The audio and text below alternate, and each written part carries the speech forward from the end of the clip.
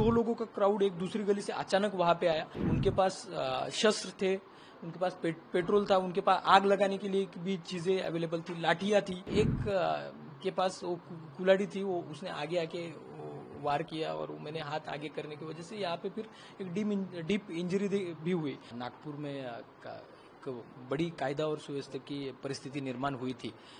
उसमें क्राउड बहुत बड़े पैमाने पे जमा हुआ था। उसके बाद पत्थरबाजी हुई, बहुत सारी गाड़ियों की भी तोड़फोड़ उसमें दिखाई दे रही है। बहुत सारे सीसीटीवी फुटेज भी हमारे पास अवेलेबल है, जिसमें कुछ असामाजिक तत्व हाथ में शस्त्र वगैरह लेके भी घूमते हुए नजर आ रहे हैं। लेकिन कल ये पूरी परिस्थिति नियंत्रण करने के लिए नागपुर शहर के CP sir Ravindra single sir खुद ग्राउंड पे वहां पे अवेलेबल थी। हमारी डिफरेंट टीम्स भी थी वहां पे।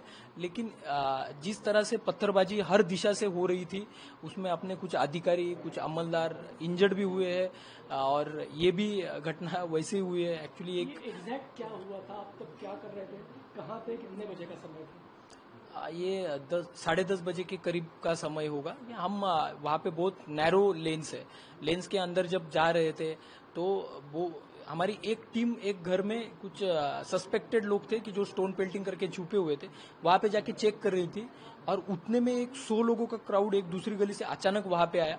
उनके पास शस्त्र थे, उनके पास पेट्रोल था, उनके पास आग लगाने के लिए भी चीजें अवेलेबल थी, लाठियां थी।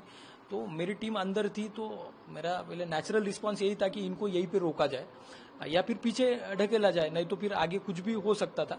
तो मैंने उसी प्रकार से आगे जाके इनको जोर जोर से चिल्ला के रोकने का प्रयास भी किया। उनमें से कुछ लोग पीछे भी हट गए, लेकिन एक के पास वो कुल्हाड़ी थी, वो उसने आगे आके वार किया और मैंने हाथ आगे करने की वजह से यहाँ पे फिर एक डीप इंजरी भी हुई।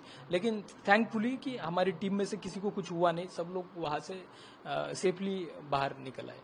वो जो मॉब था, वो क्या आपको लगता था ये पूर्व नियोजित उनका पूरा ये एक तरीके से प्लान था, ऐसा आपको लगता है? जब हम वहां पे गलियों में अंदर जा रहे थे तो हर गली में बड़े पैमाने पे मॉब दिख रहा था और कुछ पैमाने पे ऊपर से, बिल्डिंग के ऊपर से भी पत्थरबाजी होती हुई दिख रही है। और बिल्डिंग के ऊपर पत्थर कैसे गए, ये तो पहला सवाल उसमें आता है। तो कुछ लग तो रहा है इसमें प्राथमिक दृष्टि की कुछ ना कुछ इसमें नियोजन हो सकता है, लेकिन अपने इन्वेस्टिगेशन का पार्ट है वो, उसमें सारी चीजें क्लियर होगी। सोशल मीडिया भी चेक किया जाएगा, क्योंकि बहुत सारे सोशल मीडिया पे भी मैसेजेस वायरल हुए थे, वो ऑलरेडी हमने वो एविडेंसेस गैदर किए हैं, तो सारी चीजें क्लियर हो जाएगी। उनका जो टारगेट था वो उनका अपोजिशन था या फिर पुलिस थी? तो जनरली जब मॉब इकट्ठा होता है तो उनका एक सामने कोई मॉब हो वो टारगेट रहता है। लेकिन कल का जो दिख रहा था उसमें ऐसा लग रहा है कि उनका थोड़ा वैंडलिज्म किया उन्होंने, गाड़ी और तोड़फोड़ की, और उसमें जो असामाजिक तत्व थे वो पुलिस को भी टारगेट कर रहे थे।